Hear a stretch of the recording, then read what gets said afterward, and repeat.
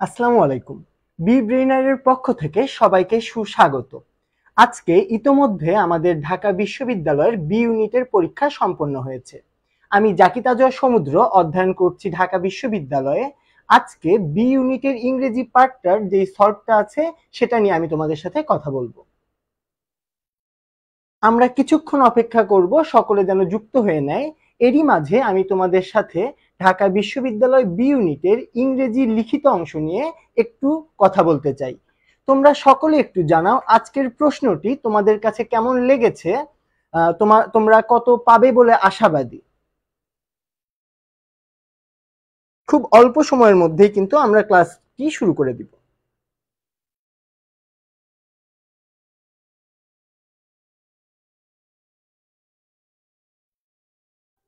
প্রথমেই বলে নেই, ঢাকা বিশ্ববিদ্যালয় বি ইউনিটের যে গদবাঁধা নিয়মগুলো আছে সেই নিয়মগুলো থেকে কিন্তু ঢাকা বিশ্ববিদ্যালয় এবার খানিকটা বেরিয়ে এসেছে। যেমন প্রতিবার দেখা যেত বি ইউনিটের কোশ্চেনে টেক্সট বুকের একটা আধিপত্য দেখা যায়, যে জিনিসটা এবার কিন্তু একদম অনেকাংশেই কমে গেছে। গ্রামার নির্ভর হয়েছে। এর কারণ যদি আমরা বিশ্লেষণ করি তবে দেখা যায় বি ইউনিট কিন্তু এখন শুধু স্বতন্ত্র বি ইউনিট নেই, বি ইউনিটের ভিতরে কিন্তু সায়েন্স ইউনিটগুলো চলে এসেছে। যেমন ডি ইউনিট আজকে বি ইউনিটের সাথে এক্সাম দিয়েছে। সুতরাং সকলের জন্য সামঞ্জস্যপূর্ণ এবং কেউ যেন এক্সট্রা বেনিফিটও না পায়, আবার কারো যেন এক্সট্রা ক্ষতিও না হয়, এই একটা ধারা মাথায় রেখে প্রশ্নটা করা হয়েছে। এখন যদি তোমরা আমাকে জিজ্ঞেস করো প্রশ্নটা সহজ কি কঠিন, অ্যান্সার সহজও না কঠিনও না। ঢাকা ভার্সিটি যেরকম সচরাচর ট্রিকি একটা কোশ্চেন করে যার মাধ্যমে তারা মেধাবী শিক্ষার্থীদের বাছাই করে নেয়, ঠিক তেমন কোশ্চেনটাই হয়েছে। আশা করছি আমাদের সাথে তোমরা অনেকেই চলে এসেছো। আমি আর কালক্ষেপণ না করে শুরু করছি। আমাদের প্রথম প্রশ্নটা দেখো। আমাদের প্রথম প্রশ্ন, the accident not only dash his leg but also dash his Joints. এখন এই প্রশ্নটা কই থেকে এসেছে, এই প্রশ্নটা তোমাদের মনে থাকতে পারে। দেখো, এই ধরনের কোশ্চেনে আমাদের যে জিনিসটা মনে রাখতে হয়, আমরা দুই সাইডে একটা প্যারালাল সিচুয়েশন ক্রিয়েট করব। সুতরাং প্রথম অংশটায় আমরা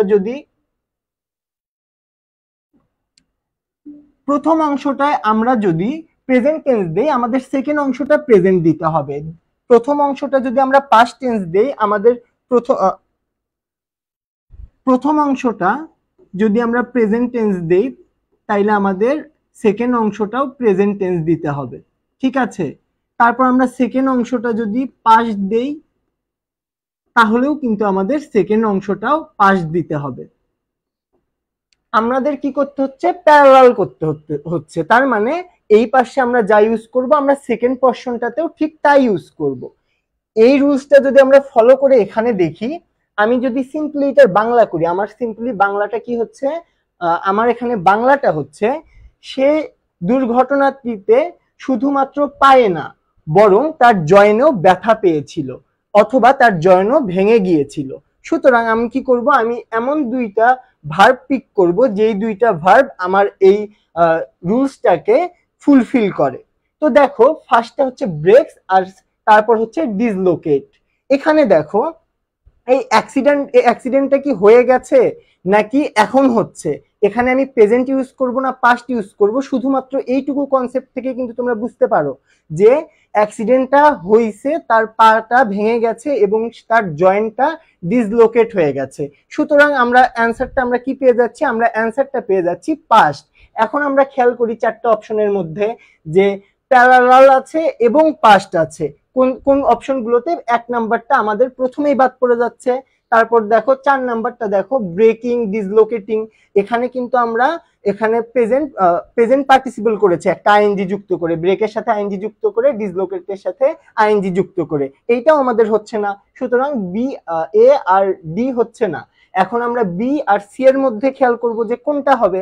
এখন আমরা যেহেতু দেখতে পাচ্ছি যে এখানে প্যারালাল করা নেই, তাহলে আমাদের দুঃখিত, এইখানে আমাদের প্যারালাল করা নেই। একটাতে আছে প্রেজেন্ট, একটাতে আছে প্রেজেন্ট পার্টিসিপল। সুতরাং আমাদের সি নাম্বারটাও হচ্ছে না। তাহলে আমাদের রেস্ট যে অপশনটা বাকি থাকলো এবং এই নিয়মটা মেনে চলেছে, সেইটা আমাদের অ্যান্সার। একের অ্যান্সার বি। আশা করি কারো বুঝতে সমস্যা থাকার কথা না। তবুও যদি কোনো কোশ্চেন থাকে তোমাদের জন্য কিন্তু ইনবক্স খোলা, তোমাদের জন্য কমেন্ট বক্স খোলা আছে, তোমরা কোশ্চেন করবে। আমি সামনেরটাই আগাচ্ছি, যদি কারো কোনো বুঝতে সমস্যা থাকে আমাকে জানাইলে আমি কিন্তু আবারও ব্যাক করব।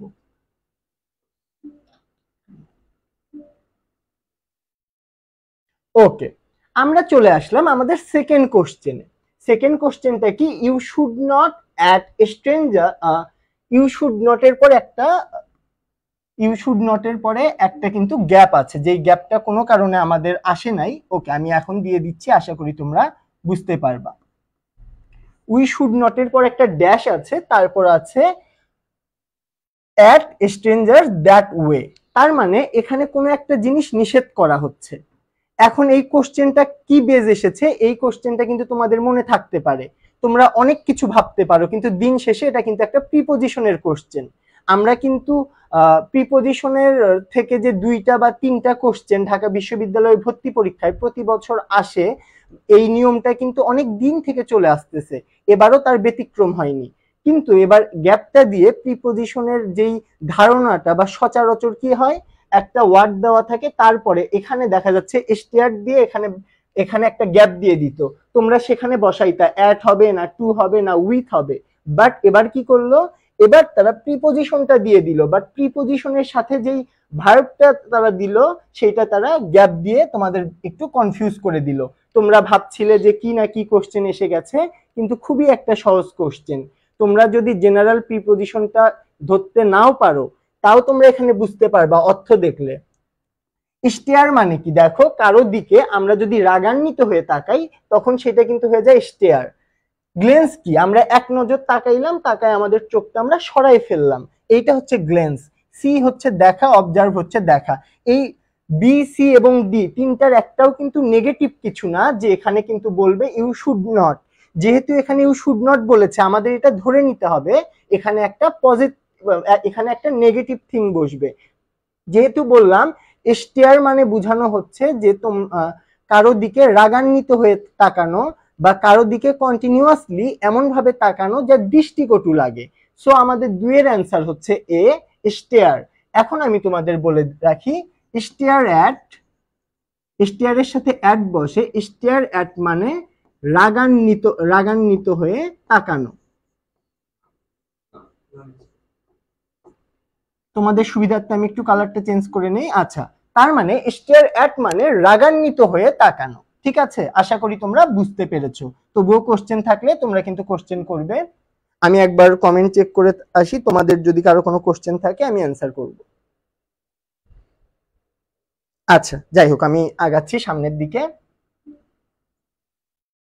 আমাদের তৃতীয় কোশ্চেনটা দেখো, it was the first time that dash the book. এটি প্রথমবার ছিল।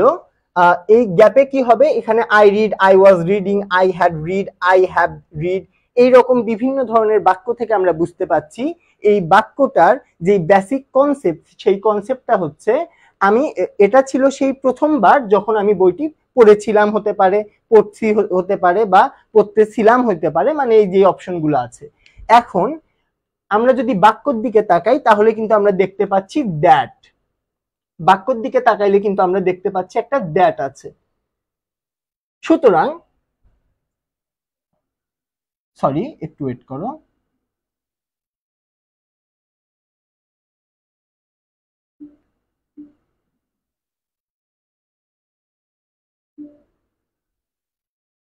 আচ্ছা, বাক্যর দিকে তাকাইলে আমরা দেখতে পাচ্ছি একটি দ্যাট আছে।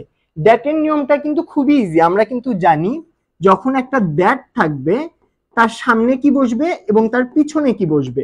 এই নিয়মটা জানলে কিন্তু আমাদের বাকি কোনো অপশন দেখার কোনো নেসেসিটি নেই। দ্যাটের পূর্বে যদি পাস্ট ইনডিফিনিট বসে, আমরা দ্যাটের পরে বসাবো past perfect, as simple as that. আমি আবারও রিপিট করি, দ্যাটের পূর্বের অংশ যদি পাস্ট ইনডিফিনিট বসে, দ্যাটের পরের অংশ বসবে পাস্ট পারফেক্ট। তো পাস্ট পারফেক্টে একটা হ্যাড ইউজ হয়, এটা কিন্তু তোমাদের কারোই অজানা না। সুতরাং এখানে আমরা দেখব হ্যাডটা কোথায় ইউজ হয়েছে। হ্যাডটা ইউজ হয়েছে সি নাম্বারে, সুতরাং আমাদের 3-এর অ্যান্সার সি।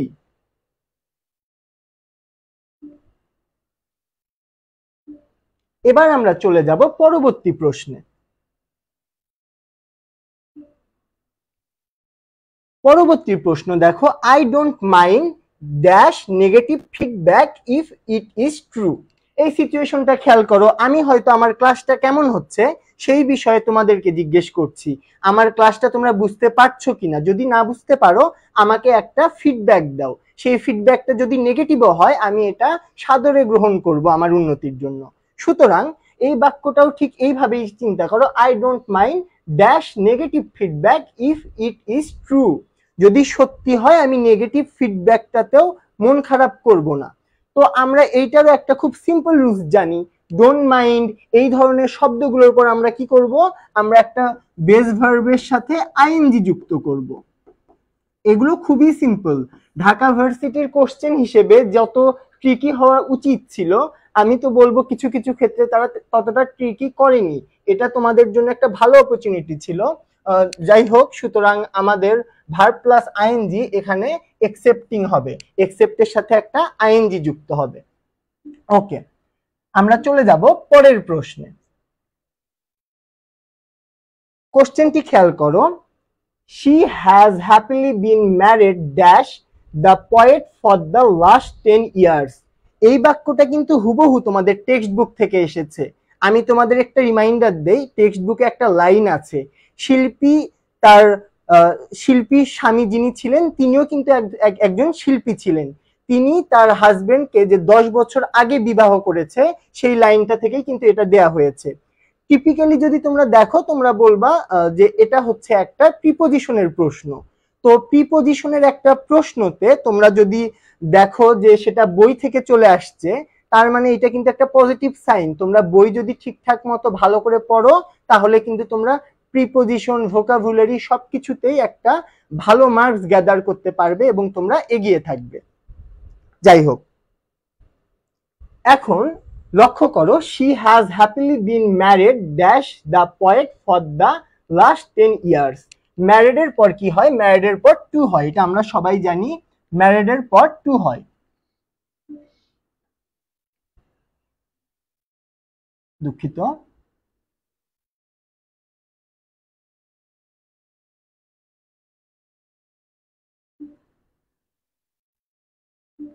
ওকে, তো দেখো ম্যারিড এর পর কিন্তু টু হয়। ম্যারিড টু মানে হচ্ছে বিবাহ বন্ধনে আবদ্ধ হওয়া, বিবাহ বন্ধনে আবদ্ধ হওয়া। এটা কিন্তু খুবই সিম্পল একটা প্রিপোজিশন এসেছে। তোমরা কিন্তু যারা টেক্সট বুকের এই কনসেপ্টটা ধরতে পারোনি তারাও কিন্তু খুব ইজিলি বুঝে গেছো যে ম্যারিড টু হবে। সুতরাং আমাদের 5 এর answer C, married to. Alright, আমরা সামনের দিকে যাব। আমাদের নেক্সট কোশ্চেনটা কিন্তু ছিল ন্যারেশনের উপরে। ঠিক আছে, এটা খুবই একটা simple question, write the correct indirect speech. মানে ডিরেক্ট আছে, এটাকে আমরা ইনডিরেক্ট করব। তো দেখো, ইনডিরেক্ট করার সময় আমরা সবার আগে খেয়াল করব এটা পাস্ট আছে, আমাদের এখানে এটা পাস্ট আছে, তাই না? রিপোর্টেড ভার্ব যদি পাস্ট থাকে তাইলে কিন্তু আমাদের রিপোর্টিং স্পিচটাকেও ভার্বগুলোকে আমাদের চেঞ্জ করে নিতে হবে। খুবই সিম্পল এবং বেসিক একটা রুলস, এটা তোমরা সবাই জানো। সুতরাং আমরা ফার্স্টে কি করব, ধরো আমরা ন্যারেশনের কোনো রুলস জানি না, আমরা শুধু একটা রুলসই জানি। এখন যেইটা আমাদের এই কন্ডিশনকে ফুলফিল করছে না, আমরা সেই অপশনগুলো কাটা শুরু করি। এখানে দেখো এরা সাবজেক্ট থেকে চেঞ্জ করেছে, প্রত্যেকটারই সাবজেক্ট আই থেকে হি করেছে, যেটা তাদের অ্যাপ্রোপ্রিয়েট। কিন্তু কি করতে হবে, আমাদের এই উইল ভার্বটাকে আমাদের চেঞ্জ করতে হবে। ন্যারেশনের সময় আমরা জানি উইলটা চেঞ্জ হয়ে কি হয়ে যায়, উড হয়ে যায়। তো এখানে যেখানে যেখানে উড নেই সেই অংশগুলো আমরা কেটে দিব। আমাদের এ কেটে গেল, আমাদের সি কেটে গেল, আমাদের ডি কেটে গেল। তাহলে আমাদের অ্যান্সার কত হবে, আমাদের অ্যান্সার হবে বি নাম্বার। তোমাদের সুবিধার্থে এটা আমি আরেকটু ডিটেলসে বলে দেই। মাই grandfather said I will have a glass of milk at night. এখানে মাই গ্র্যান্ডফাদার সেড এর পর আমরা কি নিয়ে আসলাম, আমরা একটা দ্যাট নিয়ে আসতে হবে। এই দ্যাটটা নিয়ে আসার পর আমাদের যে সাবজেক্টটা আছে, এখানে এই বক্তব্যটা কার, মাই গ্র্যান্ডফাদারের, আমার দাদা ভাইয়ের। সুতরাং এখানে এই আয়ের জায়গায় হি হয়ে যাবে যখন আমরা ইনডিরেক্ট করব। এখানে হি হওয়ার পরে আমাদের এই উইল ভার্বটা ন্যারেশনের ক্ষেত্রে চেঞ্জ করলে কি হয়, উড হয়। আমরা এখানে একটা উড বসালাম, তারপরে আমরা একটা হ্যাভ আনলাম, যেই হ্যাভটা ছিল এই হ্যাভটা আনলাম, a glass of milk at night. এখন দেখো এই সি নাম্বারটা, দুঃখিত আমি একটু মার্ক করতে ভুল করে ফেলেছি, আমি এটা কারেকশন করে দিচ্ছি তোমাদের জন্য। আমাদের এইখানে এ বি এই দুইটা কাটা গেল, আর আমি যেটা বলেছিলাম সেটাই, যে my grandfather said that he would, এখানে আমাদের উইলটা কি হয়ে যাবে, উড হয়ে যাবে। ঠিক আছে, তো আমাদের অ্যান্সারটা সি হবে। এভাবে কিন্তু আমরা এই ন্যারেশনটা খুব ইজিলি করতে পারলাম, যে বেসিক যে জিনিসটা যে আমার ভার্ব চেঞ্জ করতে হবে, সেই ভার্বটা যেহেতু চেঞ্জ ছিল না, আমি বাকি তিনটা আমার ভুল, সুতরাং আমার অ্যান্সারটা সি। এভাবেই কিন্তু এই অ্যান্সারটা খুব ইজিলি তোমরা করতে পারতে। যাই হোক, আমরা চলে যাব পরবর্তী প্রশ্নে। 7 নম্বর প্রশ্ন দেখো, চুজ দ্য কারেক্ট সেন্টেন্স। আমাদের এখানে কারেক্ট সেন্টেন্স চয়েস করতে বলা হয়েছে। তার আগে তোমাদের সাথে আমি একটা বিষয় শেয়ার করি। দেখো, একটা বিষয় অপমানিত, আরেকটা হচ্ছে অপমান। এই চারটা অপশনে তোমরা ঘুরে ঘুরে ফিরে কিন্তু এই দুইটা জিনিসই পাবা। একটাতে কি আছে, ফেল্ট, একটাতে আছে ফিল। ঠিক আছে, একটা মানুষ যখন অপমানিত, একটা মানুষ কিন্তু অপমান হয় না, একটা মানুষ কি হয়, অপমানিত হয়। এটা কিন্তু খানিকটা প্যাসিভের মতো। একটা মানুষ নিজে অপমান হয় না, নিজে অপমানিত হয়, অপমান করে এবং অপমানিত হয়। এই বাংলা একটা সিম্পল কনটেক্সট দিয়ে কিন্তু তোমরা আজকের এই অ্যান্সারটা করে ফেলতে পারবে। আমরা যদি অপশনগুলো পড়ি, she felt humiliated at her own lack of insight। তো এখানে তারপর সেকেন্ডটা দেখো, she feel humiliated at her own lack of insight। C দেখো, she feels humiliated at her own lack of insight। আর ডি হচ্ছে she feels humiliating on her own lack of insight। তোমাদের confusion হবে দুইটা জায়গায়, তোমরা ভাববা হয় এ হবে অথবা ডি হবে। আমি যেই বিষয়টা বললাম, একটা মানুষ কি হয়, অপমানিত হয়, একটা মানুষ অপমান হয় না। সুতরাং আমাদের অ্যান্সারটা কিন্তু হয়ে যাচ্ছে 7-এর এ। ওকে, আমরা যাব পরেরটাতে। 8 নাম্বারটা, choose the best option to complete the sentence. The bus, তারপর একটা ড্যাশ আছে, আমাদের এই সেন্টেন্সটাকে কমপ্লিট করতে হবে। আমাদেরকে 4টা অপশন দিয়ে দিয়েছে। দেখো, শুধুমাত্র দ্য বাস একটা ছোট্ট অংশ আছে, একটা সেন্টেন্সের একটা ছোট্ট অংশ আছে। এইটা কিন্তু একটু ট্রিকি কোশ্চেন ছিল এবং তোমাদের বোঝার ক্ষেত্রেও কিন্তু বেশ ঝামেলা সৃষ্টি করেছে। তো এখানে তোমরা দুইটা কাজ করতে পারো। একটা, আমরা ফার্স্টে দেখে নেই কনটেক্সটটা কি, তারপর তো আমরা সেই কনটেক্সট অনুযায়ী কোন ভার্বটা হবে বা কোন এক্সটেনশন হবে, বাকি অংশ কি হবে সেটা আমরা পরে ডিসাইড করব। আমাদের কোশ্চেনে দেওয়া আছে দা বাস এবং কোশ্চেনে বলেছে আমাদের বেস্ট অংশটা চুজ করতে হবে। আমরা শুরু থেকে শুরু করি। আমাদের A number option, arrive late this evening. Second অংশ দেখো, arrive this evening late. Third অংশ, was arrive late this evening. D number, has arrive this evening late. আমরা যদি বেসিক প্রেজেন্ট পারফেক্টের যেই সংজ্ঞাটা আছে সেটা খেয়াল করি, যে একটা কাজ শেষ হয়েছে কিন্তু সেই কাজটার যেই অবস্থা সেটা আমাদের মাঝে এখনো বিদ্যমান আছে। এই বিদ্যমান যদি থাকে কোনো কাজ যে কিছুক্ষণ আগে শেষ হয়ে এখনো বিদ্যমান আছে, আমরা কি করব, আমরা করব প্রেজেন্ট ইনডিফিনিট। এটা কিন্তু একদম বেসিক রুল, ক্লাস 6-7 থেকে তোমরা এটা পড়ে আসতেছো, যে প্রেজেন্ট ইনডিফিনিট আমরা কখন করব, দুঃখিত, প্রেজেন্ট পারফেক্ট আমরা কখন করব, একটা কাজ সম্পন্ন হয়ে গেছে, একটা কাজ সম্পন্ন হলেও তার ফলটা এখনো অবশিষ্ট আছে। এই যে বিষয়টা, এটাকে কিন্তু আমরা প্রেজেন্ট পারফেক্ট করি। এটা কিন্তু পাস্ট ইনডিফিনিটের ক্ষেত্রেও যায় কিছু কিছু ক্ষেত্রে, কিন্তু অ্যাপ্রোপ্রিয়েট কি, প্রেজেন্ট পারফেক্ট। যেমন আজকে ঢাকা বিশ্ববিদ্যালয়ের পরীক্ষাটার কথাই বলি, এই পুরা প্রসেসের মধ্যে তোমাদের কিন্তু পরীক্ষা দেওয়ার পার্টটা শেষ, রেজাল্টের পার্ট কিন্তু শেষ হয়নি। এই যে এই অংশটাকে তুমি কিন্তু এখন ঢাকা ভার্সিটির এক্সাম প্রসিডিউরটাকে প্রেজেন্ট পারফেক্টেও বলতে পারো, পাস্ট ইনডিফিনিটেও বলতে পারো। প্রেজেন্ট পারফেক্ট যদি বলো, কোন সেন্সে ঠিক হবে, যে আমি এক্সাম দিয়েছি কিন্তু আমার ফলাফল এখনো আসে নাই। আর সেকেন্ডে তুমি এইটা বলতে পারো যে আজকে সকালে আমি পরীক্ষাটা দেয়া শেষ করে ফেলেছি। তো তোমার পয়েন্ট অফ ভিউ থেকে কিন্তু দুইটাই রাইট। এই কোশ্চেনটাতেও সেই রকম আমরা কিন্তু দুইটা বিষয় নিয়ে একটু কনফিউজড। আমি তাও বলবো কোনটা বেশি অ্যাপ্রোপ্রিয়েট, কিন্তু এই দুইটার মধ্যে যে কোনো একটা তোমাদের কিন্তু কারেক্ট হিসেবে কাউন্ট হতে পারে। তো এই ধরনের কনফিউজিং জিনিস প্রত্যেকবারই আসে। এখানে আমি তোমাদের যদি শিওর দিয়ে একটা বলে দেই, তোমরা হয়তো সাময়িকভাবে যাদের হবে খুশি হবে, যাদের হবে না সাময়িকভাবে কষ্ট পাবে।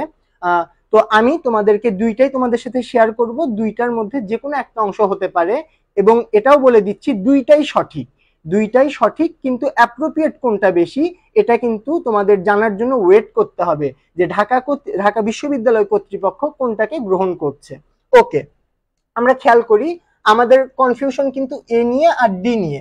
এটা কি হইতে পারে? অ্যারাইভড লেট দিস ইভিনিং, আর ডি নাম্বার হইতে পারে has arrived this evening late. এইটা কিন্তু মোস্ট অ্যাপ্রোপ্রিয়েট হচ্ছে has arrived this evening late, ঠিক আছে? কিন্তু আমরা কিন্তু এটাকেও একেবারে যে আমরা ফেলে দিব এটার কোনো উপায় নেই, দুইটাই ঠিক আছে। এখন আমরা কম্পেয়ার করে বলতে পারি ডি নাম্বারটা মোর অ্যাকুরেট। অলরাইট, আমরা চলে যাব পরের কোশ্চেনে। আমরা অলরেডি 8টি কোশ্চেন করেছি, আমাদের 15টি কোশ্চেনের মধ্যে আমরা চলে যাচ্ছি আমাদের 9 নাম্বার কোশ্চেনে। Because of is global status and colonial history English is often considered to be. আমরা কিন্তু সকলেই জানি ইংরেজরা একটা সময় কতটা শক্তিশালী ছিল। তোমরা কিন্তু জিকেতে অলরেডি এই বিষয়টা পড়েছো। এই যে আমরা যে বাংলাদেশ সহ বিশ্বের বিভিন্ন দেশ যে উপনিবেশ শাসনের আন্ডারে ছিলাম, সেটা কিন্তু কন্ট্রোল করতো কারা? ব্রিটিশরা, অর্থাৎ ইংল্যান্ড। এখানে সেই কথাটাই বলা হয়েছে। এখানে দেখো যে মনোপলি শব্দটা আছে, এটা কিন্তু প্রথমে আমি যদি বলি এইটা হচ্ছে তোমাদের ভোকাবুলারি টেস্ট, এটা হচ্ছে তোমাদের একটা ভোকাব টেস্ট। এখানে যদি আমি তোমাদের ফার্স্ট অপশনের অর্থ বলি একনায়কতন্ত্র,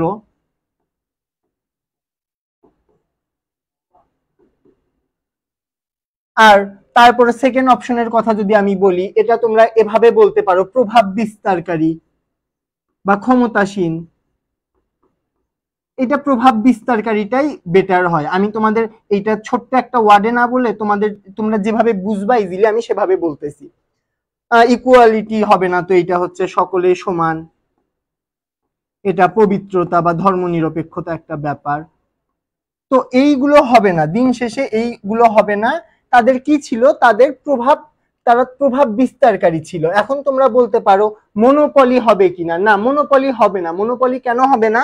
তারা কিন্তু একনায়কতন্ত্র, আমরা এই সিচুয়েশনে এই একবিংশ শতাব্দীতে দাঁড়িয়ে তাদের কিন্তু আমরা একনায়কতন্ত্র এই খেতাবটা দিতে পারি না, কারণ তারা এখন কিন্তু আমাদের দেশ শাসন করছে না।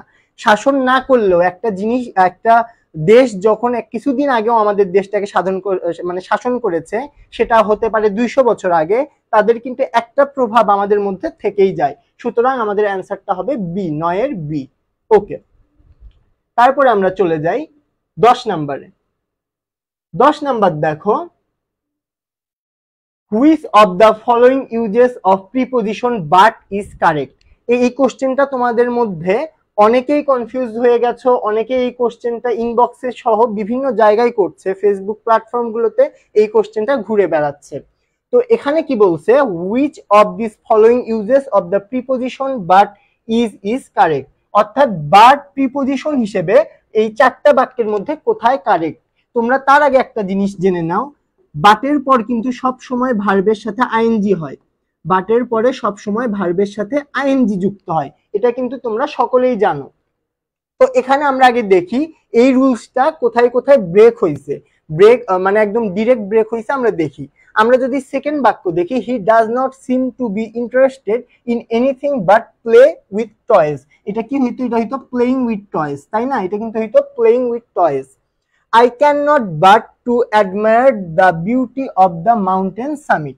I cannot but, এই বাটটা যদি এখানে যদি এই বাটটা প্রিপোজিশনই হয়ে থাকতো, তাইলে তারপরে কেন আবার টু থাকবে? তার মানে এই বাক্যটা সঠিক না, এই বাক্যে আইএনজি না, এই বাক্য সঠিক না।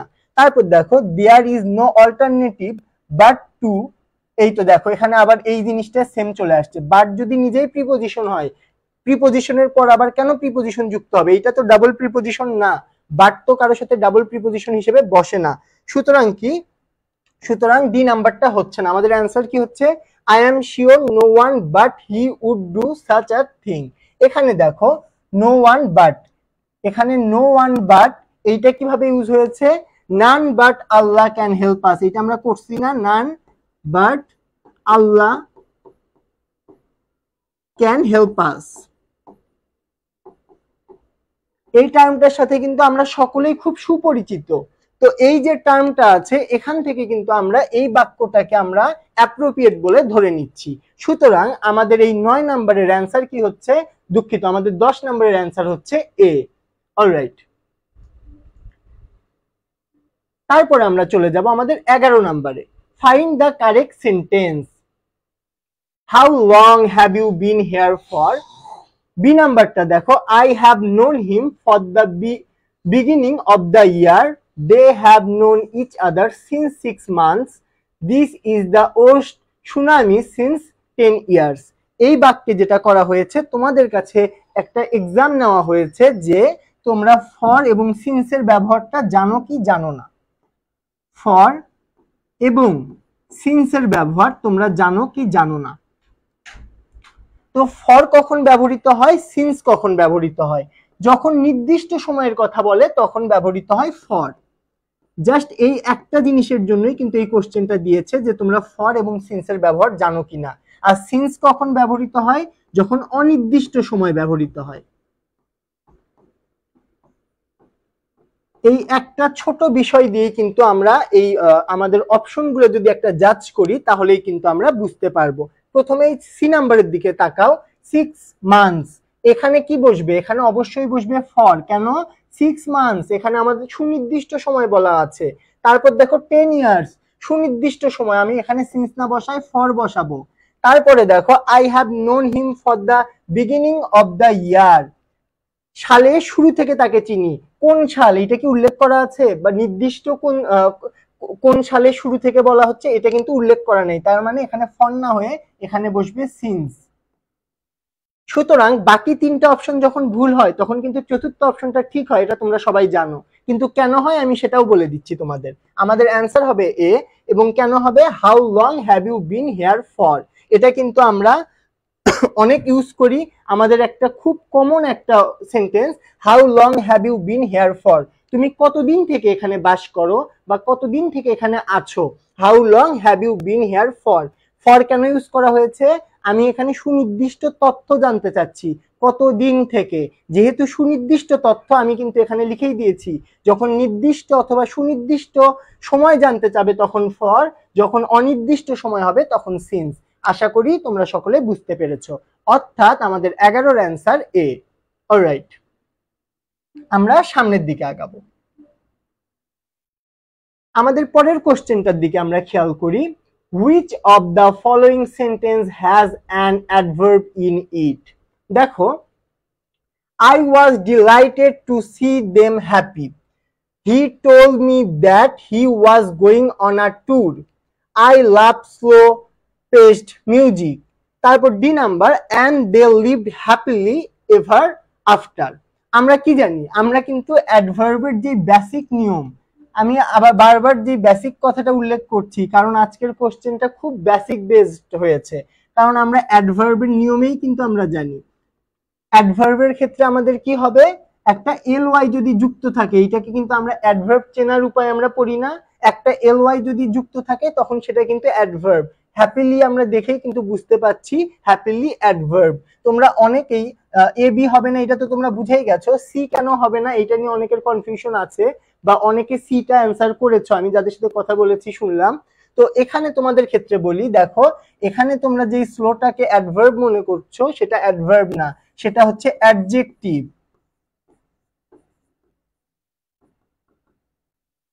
এটা কিন্তু অ্যাডজেক্টিভ, এটা মিউজিকটাকে কি করছে, মিউজিকটাকে মডিফাই করছে, সুতরাং এটা কি অ্যাডজেক্টিভ। আর এখানে যেহেতু এল ওয়াই আছে, এল ওয়াই থাকলে আমরা জানি অ্যাডভার্ব, তারপরেও আমরা যদি সেন্টেন্সটা খেয়াল করি, and they live happily ever after, তারা কি সুখে শান্তিতে বসবাস শুরু করলো, এই যে এইটা কিন্তু এখানে আমরা অ্যাডভার্বের ব্যবহার পেয়ে গেলাম। তারপরে আমরা যদি পরের কোশ্চেনে যাই, এখানে সিনোনিম এসেছে প্রোগ্রেস। প্রতিবারের তুলনায় এবারের সিনোনিম কিন্তু খুব বেশি সহজ। প্রোগ্রেস জানো না এবং তোমরা ভর্তি পরীক্ষা দিতে গেছো, এটা কিন্তু অবিশ্বাস্য। তোমরা প্রোগ্রেস জানো। এখন তোমাদের এখানে সমস্যা কোথায় হয়েছে আমি তোমাদের সেটাও বলে দেই। তোমাদের সমস্যা হয়েছে তোমরা অ্যাডভান্সমেন্ট লিখবা না ইনহ্যান্সমেন্ট লিখবা, এটা নিয়ে তোমরা কনফিউজ হয়ে গেছো। দেখো দুইটার কিন্তু মিনিং কাছাকাছি। অ্যাডভান্সমেন্ট মানে কি? অ্যাডভান্সমেন্ট মানে হচ্ছে বৃদ্ধি বা বৃদ্ধির দিকে যাওয়া, বৃদ্ধির দিকে অগ্রসর হওয়া। এইটাকে যদি আমি আরো ছোট করে বলি তাহলে কিন্তু এটাকে হচ্ছে অগ্রসর, এটাকে আমি ছোট করে অগ্রসর বলতে পারি বা বৃদ্ধির দিকে অগ্রসর বলতে পারি। আর ইনহ্যান্সমেন্ট কি?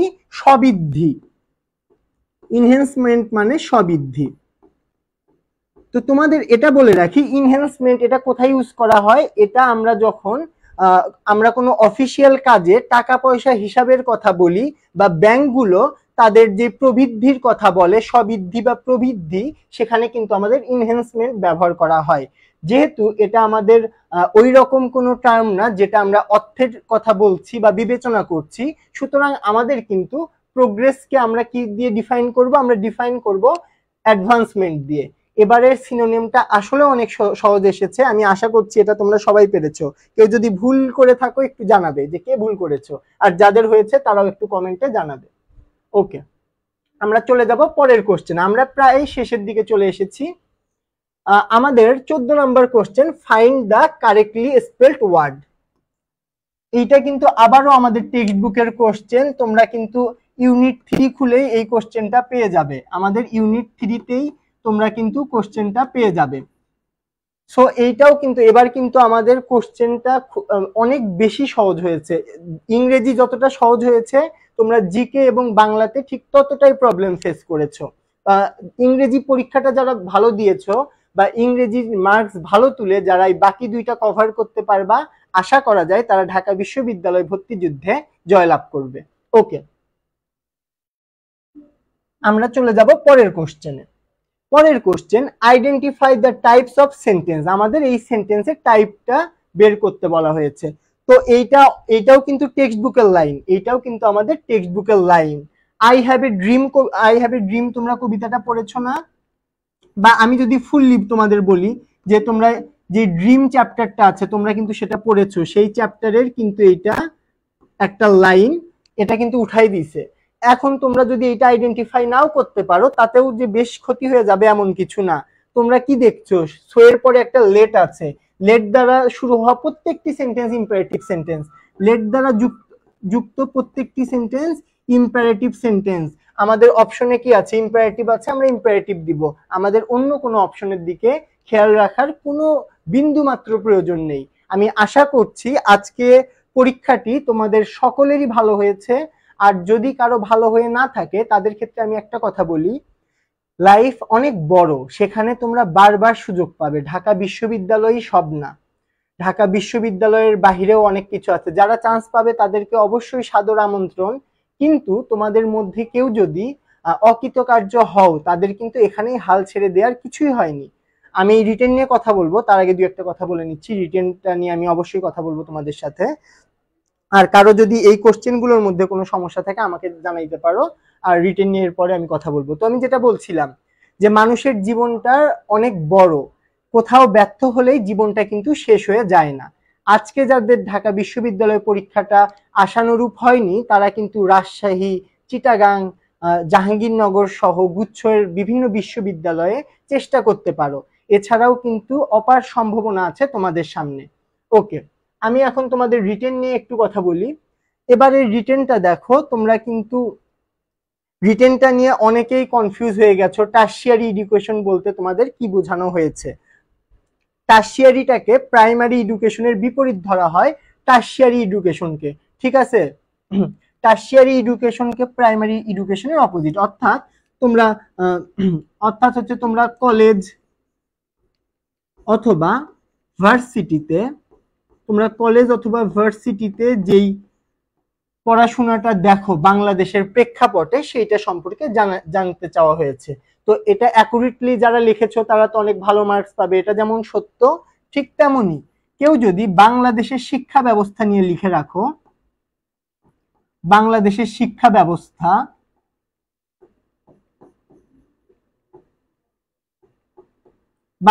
শিক্ষা ব্যবস্থা নিয়ে লেখো এবং তার মধ্যে কলেজ ভার্সিটির এই অপরচুনিটিটার কথা উল্লেখ করো এবং বাংলাদেশ কিভাবে অগ্রসর হচ্ছে সেই বিষয়গুলো যদি উল্লেখ করো তাহলে কিন্তু তোমরা অবশ্যই একটা পার্শিয়াল মার্ক পেয়ে যাবে। আর সেন্টেন্স মেকিং গুলোও বরাবরের মতো সহজ এসেছে। তারপর তোমাদের অ্যাডোলেসেন্স থেকে যেই জিনিসটা এসেছে ওইটাও সহজ এসেছে। ওভারঅল বলা যায় তোমাদের পরীক্ষাটা কিন্তু ইংরেজি প্রশ্নটা কিন্তু ভালোই হয়েছে, খারাপ হয়নি।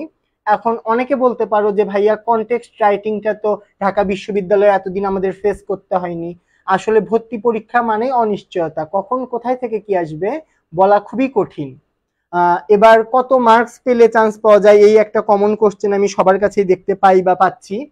তো এবার যে কোশ্চেন হয়েছে জিকে, বাংলা এবং ইংলিশ, ওভারঅল আমি বলবো এবার তো বি ইউনিট এবং ডি ইউনিট একসাথে।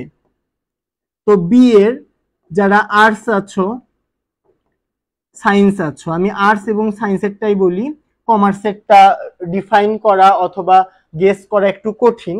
আর্টসের ক্ষেত্রে দেখো, আর্টসের ক্ষেত্রে আমার মনে হয় এবারের কোশ্চেন দেখে আমার মনে হয় অ্যাবাউট 50 থেকে 52 যদি তোমাদের সিজিপিএ ছাড়া, অর্থাৎ সিজিপিএ সহ 70 থেকে 72 যদি তোমরা পাও, আমি আশা করছি তোমরা খুব ইজিলি চান্স পেয়ে যাবে এবারের কোশ্চেন অনুযায়ী। এবং সায়েন্সের ক্ষেত্রে এটা হতে পারে 75।